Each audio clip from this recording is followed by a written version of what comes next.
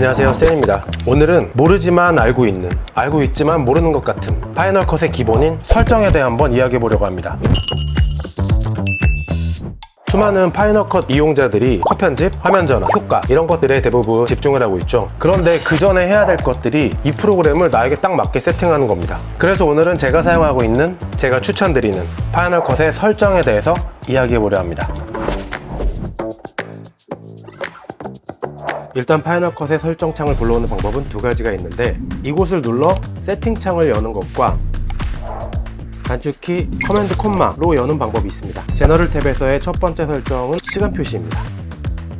부여창 아래에 나오는 시간을 표시하는 옵션인데요. 여기선 타임 코드를 보여주고, 타임 코드와 서브 프레임을 보여주고, 이곳은 프레임을, 그리고 이곳은 초를 나타냅니다. 저는 기본 세팅인 첫 번째를 선택해서 사용하고 있습니다.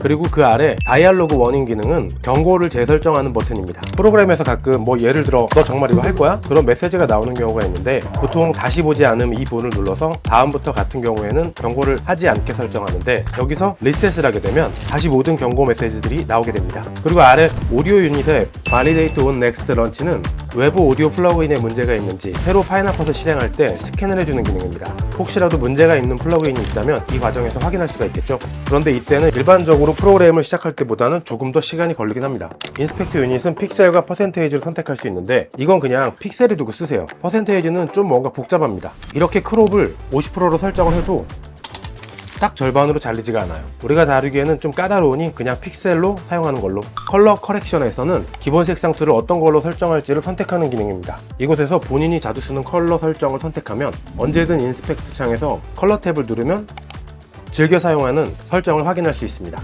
그리고 이곳에 오토매틱 컬러 컨펌은 간혹 우리가 아이폰에서 HDR로 촬영한 영상의 경우 이렇게 과노출이 된 상태로 표현이 되는데요. 이 옵션을 체크해 놓으면 HDR로 촬영된 영상이라도 이렇게 우리가 보는 일반적인 REC 709로 자동 변경이 됩니다. 물론 이 기능이 켜져 있지 않더라도 검색창에 HDR로 검색 후 HR2를 가지고 와 적용시킨 후 이걸 선택하게 되면 같은 효과가 적용됩니다.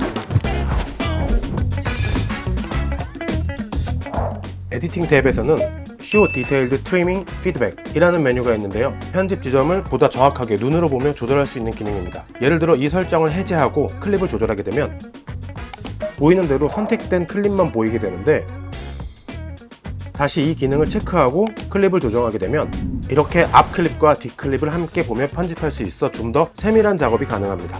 포지션 플레이헤드 애프터 에디트 오퍼레이션.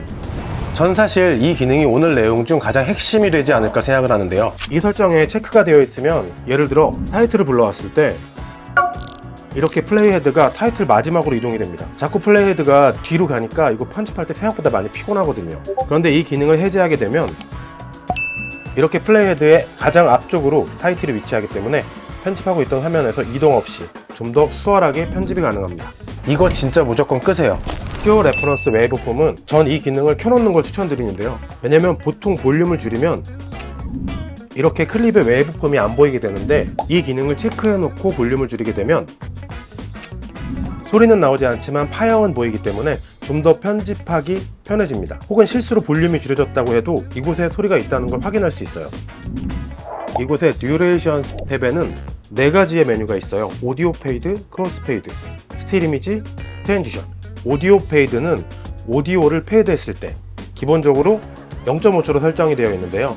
예를 들어 이렇게 메뉴에서 오디오에 페이드 효과를 주게 되면 이렇게 앞과 뒤가 0.5초 간격으로 페이드가 만들어지게 됩니다.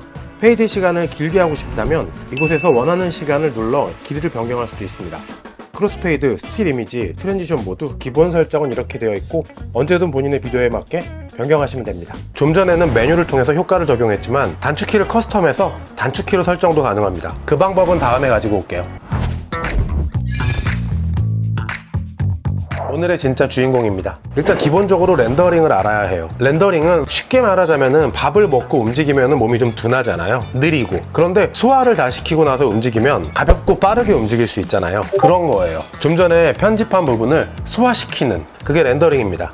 파이널 컷은 백그라운드 렌더가 기본 값으로 설정되어 있습니다. 물론 그냥 사용하셔도 상관은 없는데 사양이 낮은 혹은 조금 오래된 맥을 사용하시는 분들은 이 옵션이 체크되어 있다면 좀 편집이 힘들 수 있어요. 백그라운드 렌더는 타임라인에서 편집을 하면 알아서 편집 중 좀 더 선명한 화질을 보여줄 수 있게 렌더링을 해준다는 편안함은 있을 수 있지만, 문제는 이 렌더링 파일들이 라이브러리 용량을 엄청나게 만들고 편집이 느려지고 무거워진다는 단점이 있습니다. 요즘 실리콘 맥을 사용하시는 분들은 모든 것을 렌더링 할 필요는 없어요. 성능이 아주 뛰어나거든요. 그런데 좀 더 자세하게 모니터를 해야 할 부분이 있다면 그 부분만 단축키 컨트롤 R을 눌러 렌더를 하시고 확인을 하면 됩니다.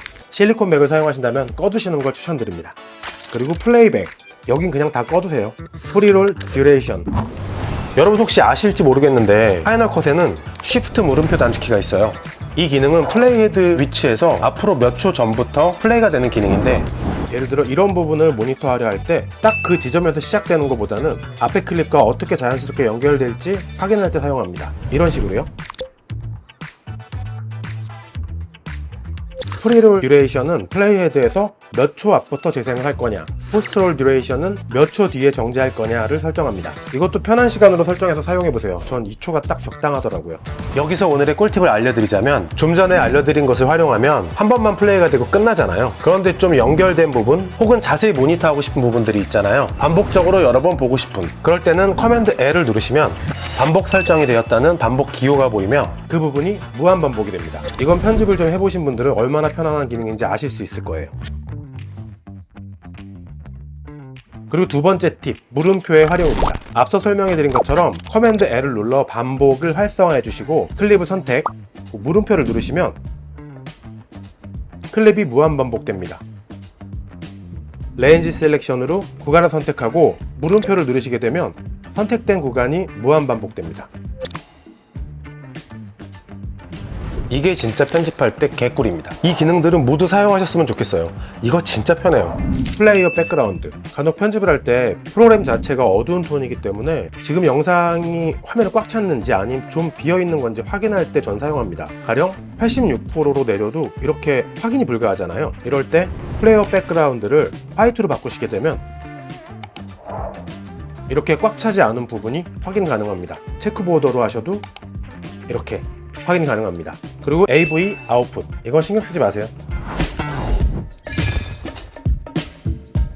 Copy to Library Storage Location, 모든 클립과 소스를 라이브러리 안으로 저장하는 방식입니다. 장점은 실수로 원본 클립을 지워서 이런 화면이 나오는 상황을 만들지 않을 수 있지만, 단점은 라이브러리가 엄청나게 거대해집니다. Leave files in place, 모든 클립과 소스를 원래 위치에 두고 편집하는 방식이에요.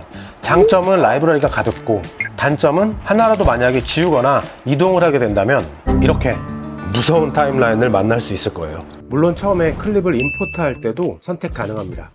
제 추천은 가급적 첫 번째 옵션으로 하시는 게 정신건강에 좋을 것 같아요.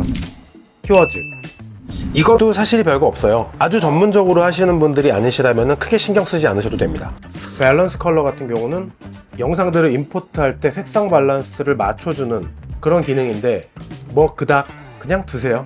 트랜스코드, 임포트할 때부터 옵티마이즈와 프록시를 만들어 줄 건지에 대한 옵션. 다들 아시겠지만 프록시를 생성해서 편집을 하면 좀 더 되게 가볍게 편집이 가능해요. 그냥 어렵게 생각하지 마시고 프록시는 원본을 압축해서 저화질로 만들어 좀 더 편집이 가벼워지는 거라고 생각하시면 돼요. 물론 압축을 했기 때문에 화질은 좀 떨어집니다.